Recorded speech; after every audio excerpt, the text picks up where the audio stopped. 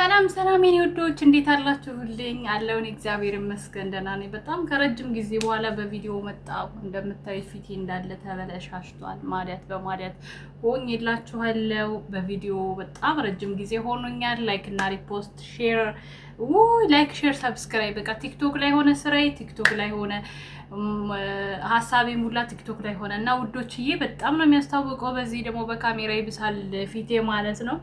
ለማንኛውም ሆነ ዛሬ ስለ ፊቴ ላወራ አይደለም የመጣሁት። በጣም አዝኛለሁ። በጣም ላለቅስ ነው የመጣሁት ወደ እናንተ ውዶችዬ። እንግዲህ ይሄ ቻናል ለረጅም ዓመት አብሮን ነበረ። 4 ዓመት ምናምን 4 ዓመት ሴሌብሬቴን ያከበርኩት ከትናንት ወዲያ ነበረ። በሚያሳዝን ሁኔታ በመከራ 50 ዶላር የነበረው አካውንቴ ሞኔታይዙ ተነስቷል። ሞኔታይዙ እንዴት ተነሳ? ብዙዎቻችሁ ያው አሁን ላይ በጣም እያስደነገጣችሁ፣ ግማሹ ሞኔታይዝ ግማሹ አድሰንስ እየተበላሸበት የዩቲዩብ ቻናል አስቸጋሪ ሆኗል። አይኗ ቃለውኝ ዩቲዩብ የራሱ ህግ አለው። አንዳንድ ጊዜ ህግ በመጣስ አንዳንድ ጊዜም ደግሞ ዩቲዩብ ከራሱ የሚያረጋቸው ነገሮች አሉና በዛ ምክንያት አሁን በአሁኑ ሰዓት የብዙ ዩቲዩብ ቻናል እና ወይም ደግሞ የብዙ ልጆች አድሰንስ እየተነሳ ይገኛል። በዚህ አጋጣሚ አንዳንድ ፌመሶች የሚሰሩ ቪዲዮ አለ ዩቲዩብ ቻናላችንን ሰው አዘጋብን እያሉም አሉ። ነገር ግን ዩቲዩብ ቻናል ሰው አይደለም እያዘጋባችሁ ያለው አድሰንሳችሁም ሆነ ዩቲዩባችሁ በራሱ ነው ሞኔታይዝ የሚያነሳው ወይም ደግሞ አድሰንስ የሚበላሸው ዩቲዩብ በራሱ ያመጣው ነገር ነው። እንግዲህ ገምግሞ ሁላችንም ወደፊት ይመልሰዋል ሞኔታይዙን ብዬ አስባለሁ። በእርግጥ አሁን እኛ አረብ ሀገር ያለ ነው፣ ግማሻችን ሪከርድን ፖስት አለን፣ የሰው ቆርጠን እናመጣና ቪዲዮ እንሰራለን፣ በሰው ፎቶ እንጠቀማለን። ዩቲዩብ በራሱ ህግ እንግዲህ የኛ ህግ መጣስ ተብሎ ሊታሰብ ይችላል።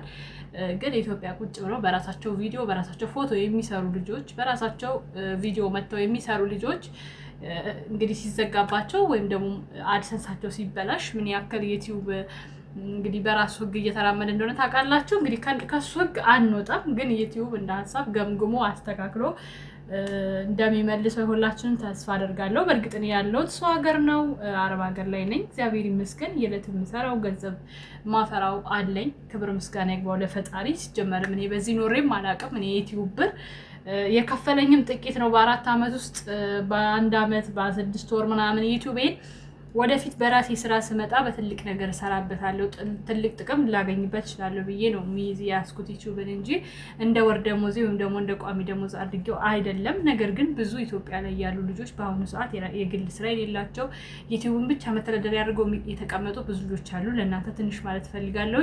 ዩቲዩብ ቻናል ብቻ ተስፋ አድርጋችሁ አትቀመጡ። ዩቲዩብ ወይም ደግሞ የሰው ሰራሽ ነገር የትኛው ሚዲያችን ድንገት ሊዘጋ ስለሚችል የራሳችን የሆነ ስራ ያስፈልገናል። አዎ ጥሩ ገቢ ያለው ዩቲዩብ ለሰራበት፣ በዛ ገቢ ግን የራሳችሁን ካፒታል የምታፈሩበት ስራ መክፈት አለባችሁ ብዬ አስባለሁኝ። ዩቲዩብን ቁጭ ብሎ የሚጠብቅ ሰው ደግሞ በጣም ከባድ ነው የሚሆንበት። ሲዘጋ አስቡት።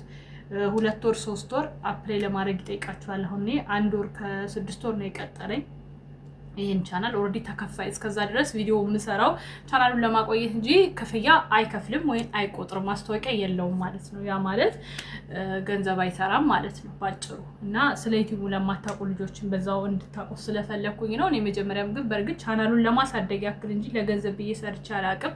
ለገንዘብ ብዬ ብሰራ ታውቃላችሁ ከታምኔል ጀምሮ እስከ ንግግሬ ጭምር ሸምጠጥጥጥ እያደረኩኝ ድራማ ነው ሳለን ምን ሳለን እንትና ለምን ምናምን እያልኩኝ ነበረ ቪዲዮ የምሰራው። ግን ደግሞ እኔ ያው ብዙ ጊዜ የሆነ ይጨንቀኛል። እንደዚህ አይነት ስራ መስራት አልፈልግም። አንዱን ካንዱ እያጋጨው ያልሆነ ሆነ እያልኩ መስራትም ባህሪዬም አይደለም፣ ወደፊትም ልሰራው የማልፈልገው ነገር ነው። ከሰሩት ቪዲዮ አንጻር መጥቼ ሀሳብ ነው የምሰጠው። ከዛ በዘለለ ግን አላስፈላጊ ርዕስን መስጠት አልፈልግም። ምክንያቱም ዛሬ የማገኘው ገንዘብ ነገ ነቀርሳ ነው የሚሆነው ለራሴ።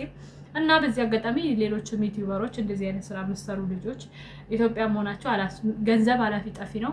አላስፈላጊ ለራሳችሁም ለዘመዳችሁ ለቤተሰባችሁም ለልጆቻችሁ ለትውልድ የሚገርል ቪዲዮ የምታስቀምጡ ሰዎች ወደ ራሳችሁ ወደ ልቦናችሁ ተመለሱ ለማለት እወዳለሁ። ቤተሰቦች ይችን ለማለት በቪዲዮ ወደ እናንተ መጣሁኝ። ያው በፎቶ ከምንትን ከምል በዛውም ደግሞ ረጅም ወራት ተጠፋፍተን ስለነበረ እንግዲህ ሳምሪን ያው ከፍሊተር ነፃ እንድታዩኝ ብዬም ስላሰብኩኝ ነው የመጣሁት የኔ ወዶች። ለማንኛውም የማዲያት መድኃኒት ካላችሁም በዛው እንድነግሩኝ። ካሜራ ምን ያክል እንደሚያሰፋም ደግሞ እንተላልኩኝ። የነበርኩበትም ሁኔታ ከባድ ነበር። በዛ ላይ ደግሞ ምግብም ስትሰሩ በተለይ ኩብ ዝርጋግ የሚባል ነገር ፊታችሁን ሰውነታችሁን ብልሽት ነው የሚያደርገው። እሱም ይመስለኛል። እኔ ደግሞ ፊቴ በደህና መፍታት አይችልም። አሁን ደግሞ ያው የበለጠ እንደዚህ ሰፍቷል። ዞሮ ዞሮ ችግር የለውም። ዋናው ጤና ከውስጣችን እግዚአብሔር ጤናን ይስጠን።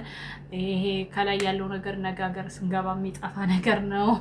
ሀገራችንን ሰላም ያድርግልን፣ ህዝባችን ይጠብቅልን። ወዳችኋለሁ። በድጋሚ ላይክ እና ሼር ሰብስክራይብ አድርጉ። ሰብስክራይብ እስከዛ ድረስ ችግር የለውም። 10 ሺህ ያስገቡት ማሮች ሰብስክራይብ እያደረጋችሁ ብታዩ ደስ ይለኛል። ወዳችኋለሁ። በአዲስ ነገር እስክንገናኝ ባይ ባይ።